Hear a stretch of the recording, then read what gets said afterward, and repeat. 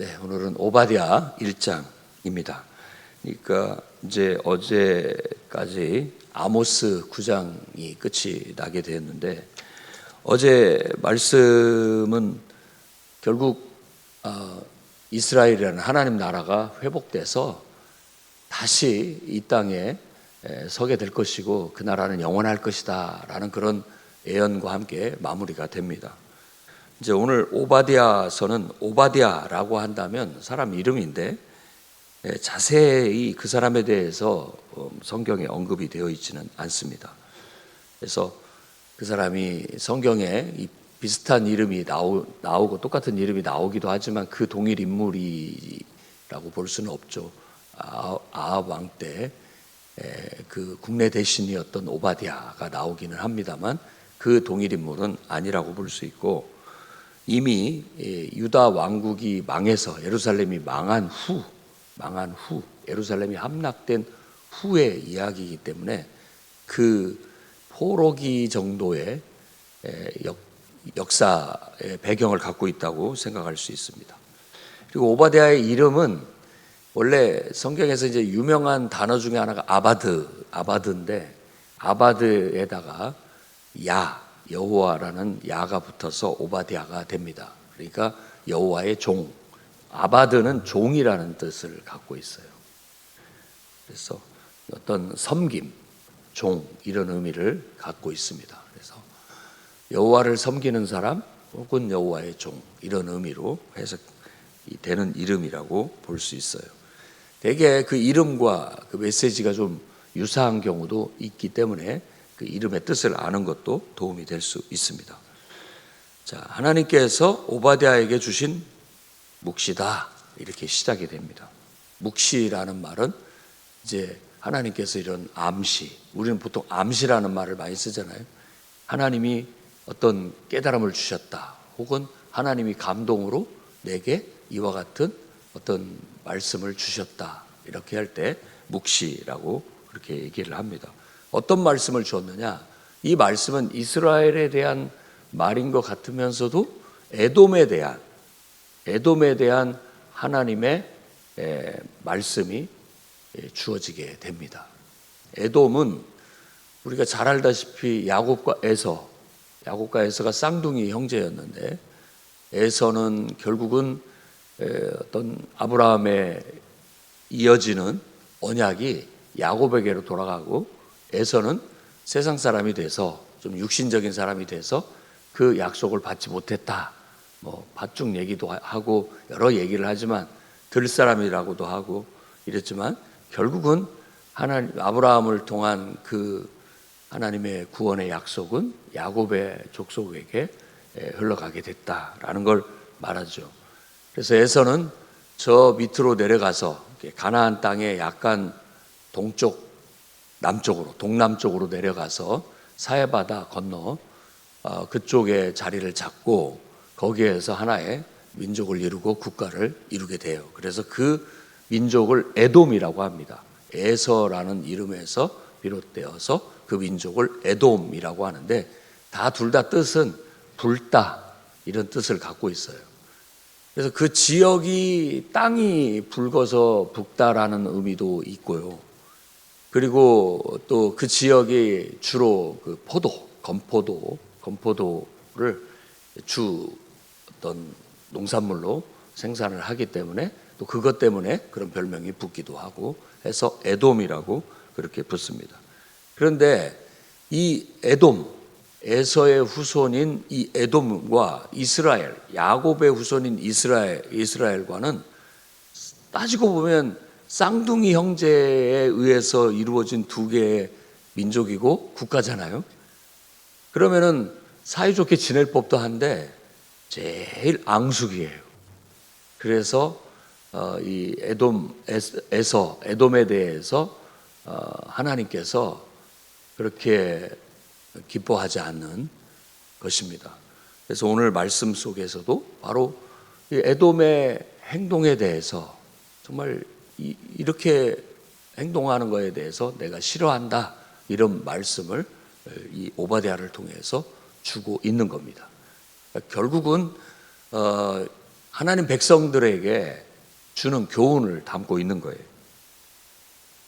그래서 에돔에 대해서 하나님이 주신 말씀은 우리가 일어나 에돔을 치자, 이런 일들이 일어날 것이다 라는 거예요. 그러니까 에돔을 가만두지 않고 다 모든 나라들이 와서, 각 나라가 와서 함께 걔를 응징하자, 어떤 그런 의미로 메시지가 주어집니다. 왜 에돔을 응징하려고 하느냐? 여기서 각 나라에 사자를 보내서 각 나라들을 다 일으켜 세워가지고 우리가 에돔을 치자, 이 말은 가서 멸하자, 응징하자, 이런 의미를 가져요. 왜 그 나라를 응징하려고 하느냐라고 했을 때 그들이 일단은 교만하다, 마음에 교만이 있다라는 거예요. 그러니까 그쪽이 산악지대이면서 이제 쉽게, 아주 요새여서 쉽게 공격하거나 함락하기 어려운 그런 지형에 있어요. 그러니까 여기서는 높은 바위 위에 있다, 이 말은 안전한 요새다, 이런 의미를 갖는 거죠. 안전한 요새에 우리나라는 포진해 있기 때문에 한번 공격해보려면 해봐라.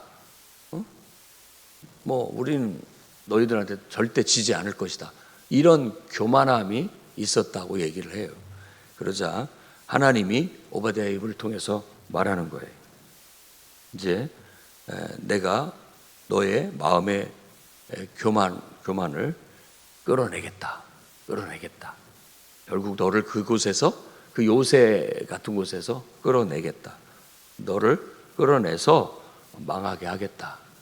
수탈당하고 결국 너희들이 멸하게 될 것이다 라고 얘기하는 거예요.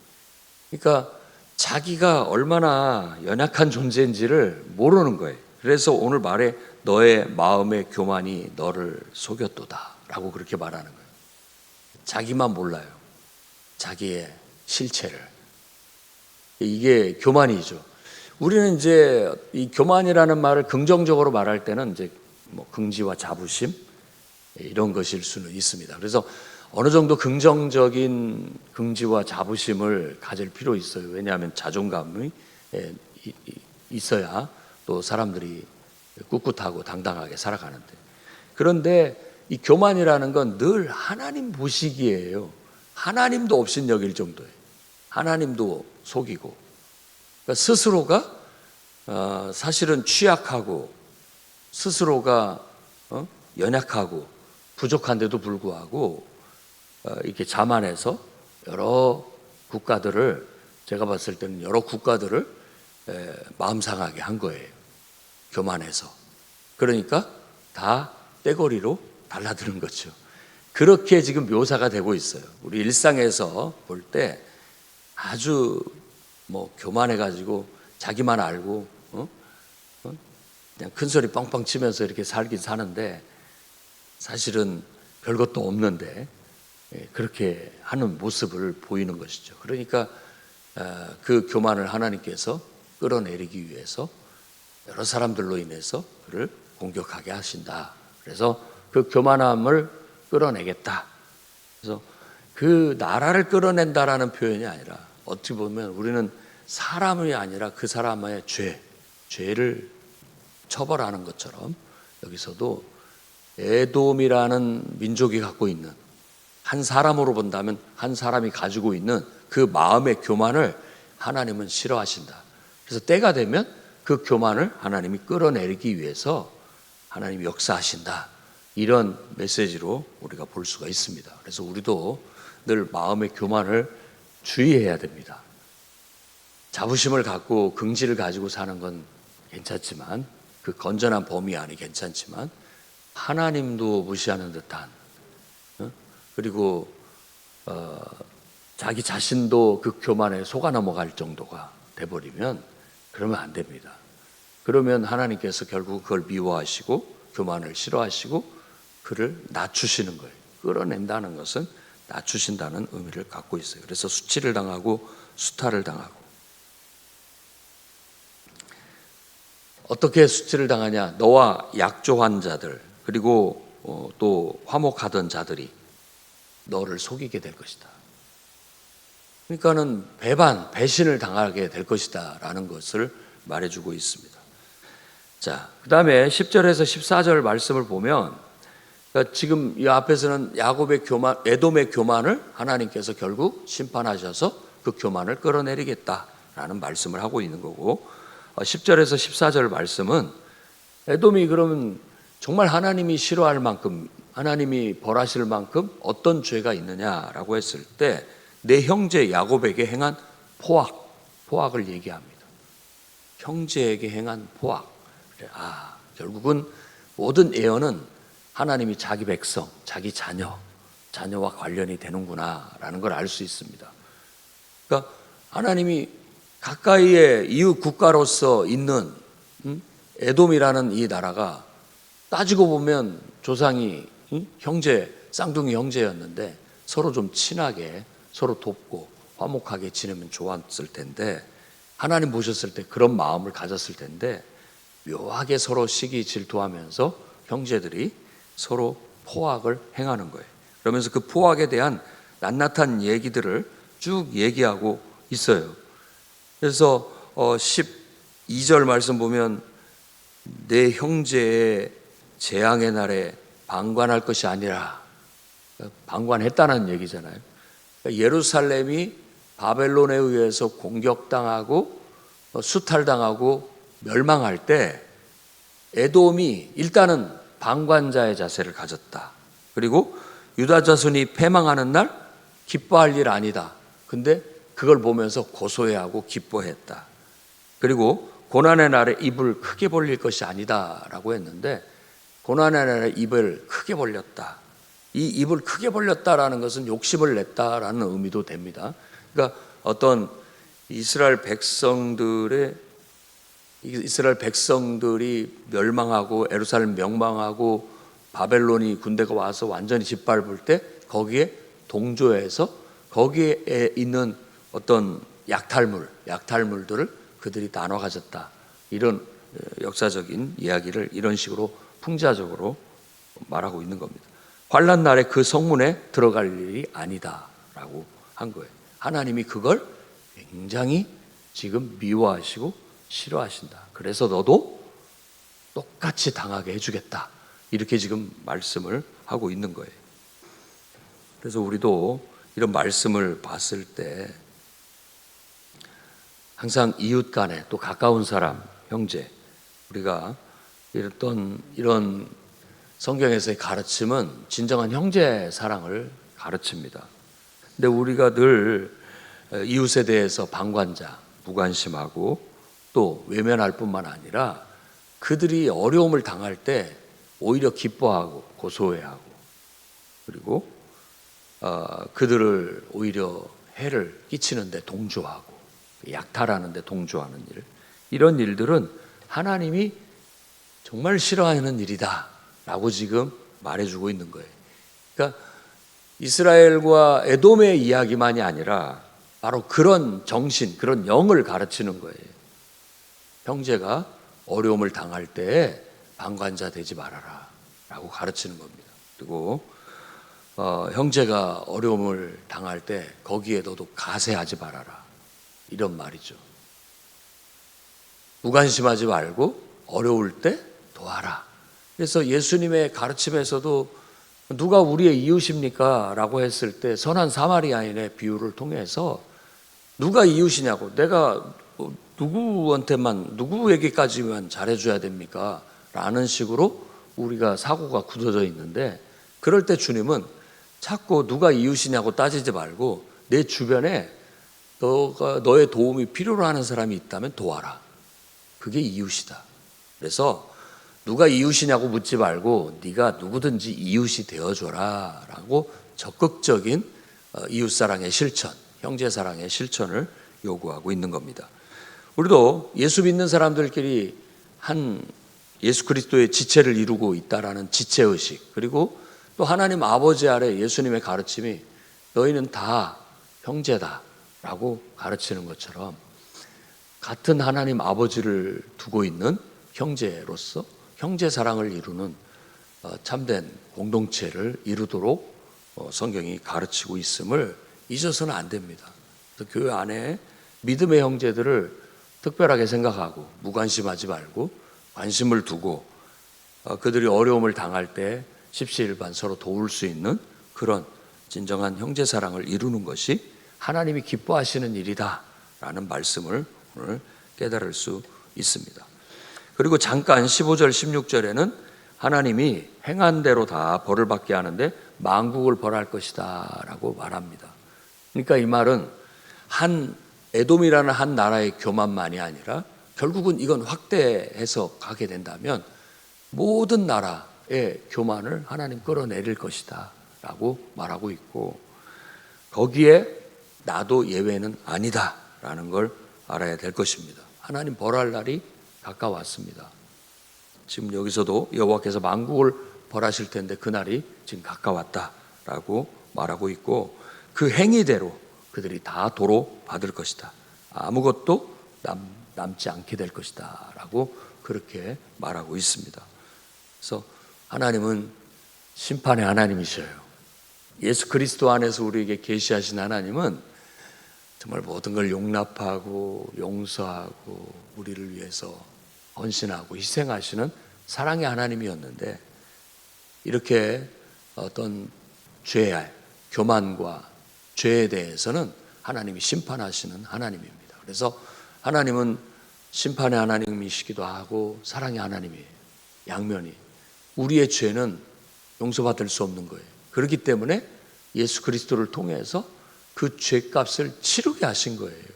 그러니까 스스로가 그 죄값을 치르신 것이 십자가의 사건이죠.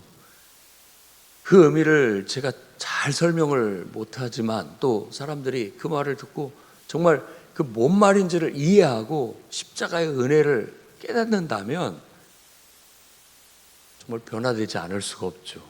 하나님께 감사하지 않을 수도 없고 하나님을 찬양하지 않을 수 없고, 하나님을 위해서 나도 이 몸 바쳐 주님을 기쁘게 하기 위해서 충성을 다하겠습니다.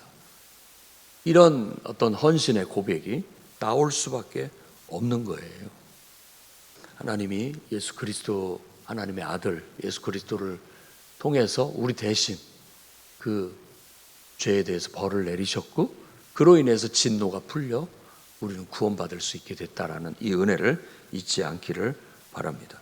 근데 그 은혜를 잊어버리게 된다면 하나님 만국을 심판하시는 날 은혜도 모르는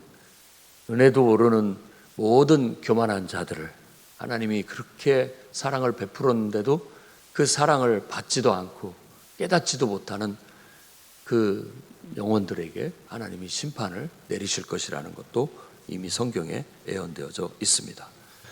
그리고 이제 17절에서 21절은 시온산에 피할 자가 있을 것이다 라고 말합니다. 이런 게 예언이죠. 시온산은 예루살렘이라는 성이 서 있는 산을 말하는 것이고 그곳에 피할 자가 있을 것이다.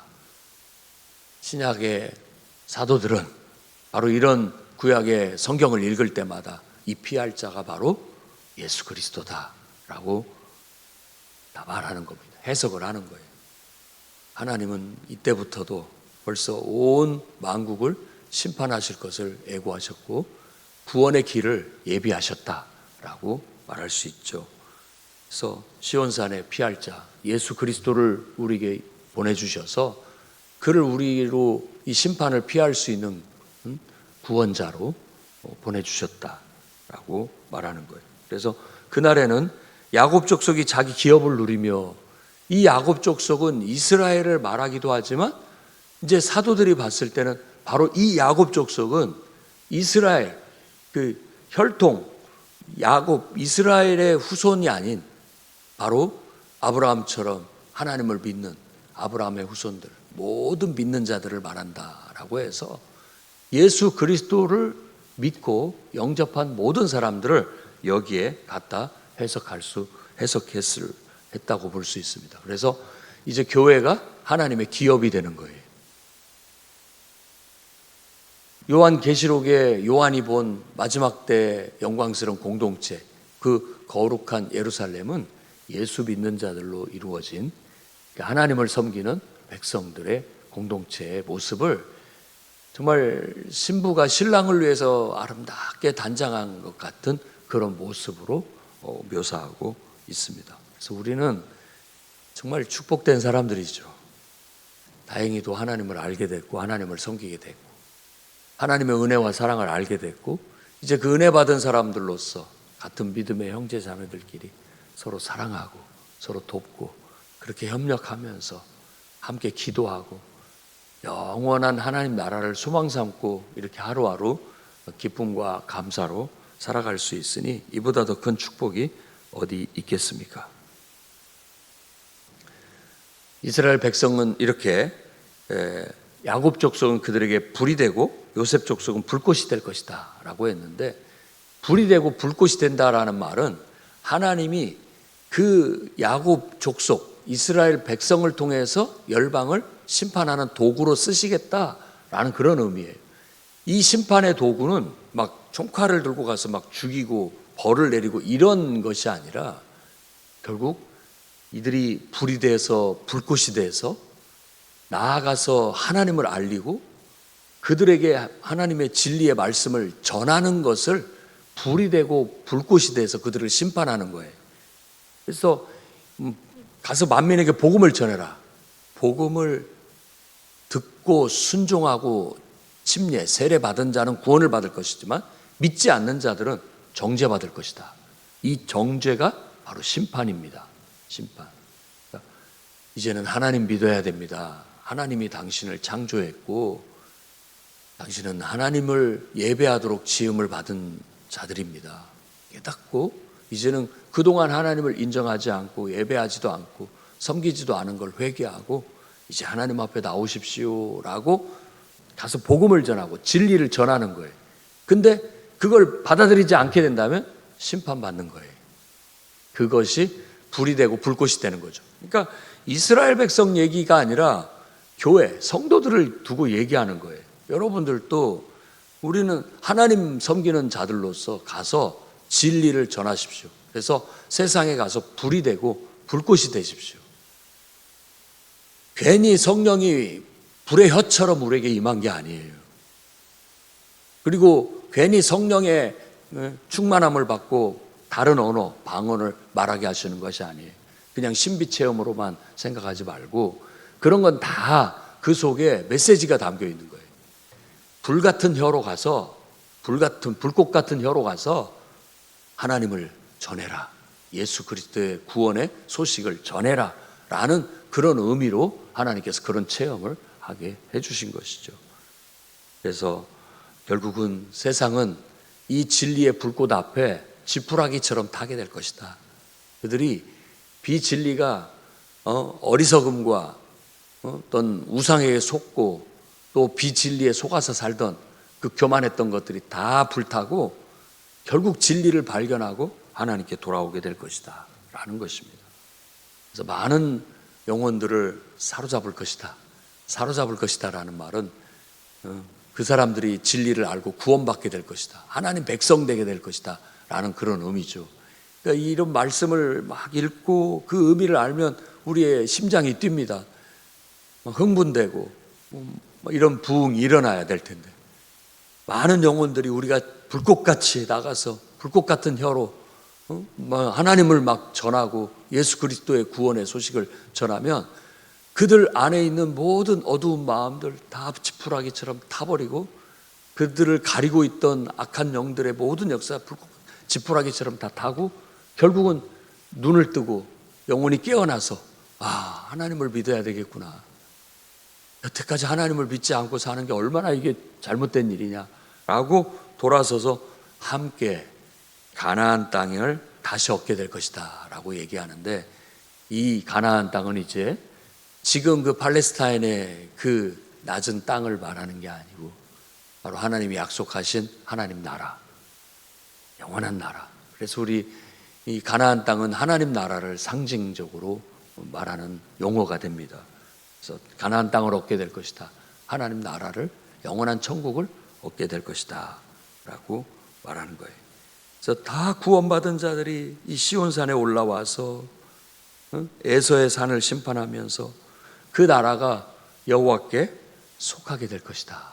그래서 영원한 하나님 나라가 그곳을 예루살렘을 중심으로 해서 서게 될 것이라는 걸 예언해 주고 있습니다. 오늘 이 오바댜서의 짧은 단 한 장으로 이루어진 말씀이지만 우리가 첫 번째로 새겨야 할 교훈은 교만을, 우리 마음의 교만을 우리 내려놔야 된다.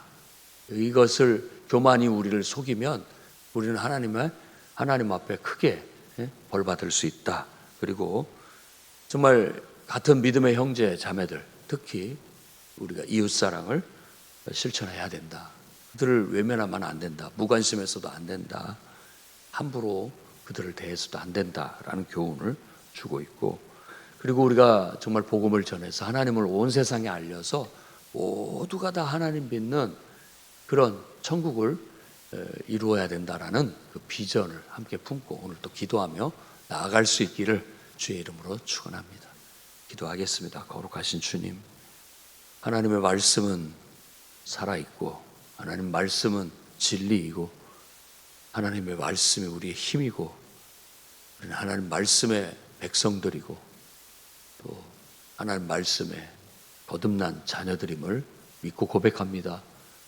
오바댜의 입을 통하여 우리에게 말씀하신 이 예언의 말씀을 우리가 교훈으로 받고 또 책망도 받고 우리 안에 있는 교만을 뽑아내게 하시고 또 우리 주변에 하나님 붙여주신 영혼들과 더불어 서로 사랑하며 서로 돕고 살아갈 수 있도록 붙잡아 주시옵소서. 무엇보다도 우리가 하나님을 온 세상에 알리고 예수 그리스도의 복음을 땅끝까지 전하여 많은 사람들이 구원받고 천국 백성 되도록 우리의 사명을 감당할 수 있도록 붙잡아 주옵소서.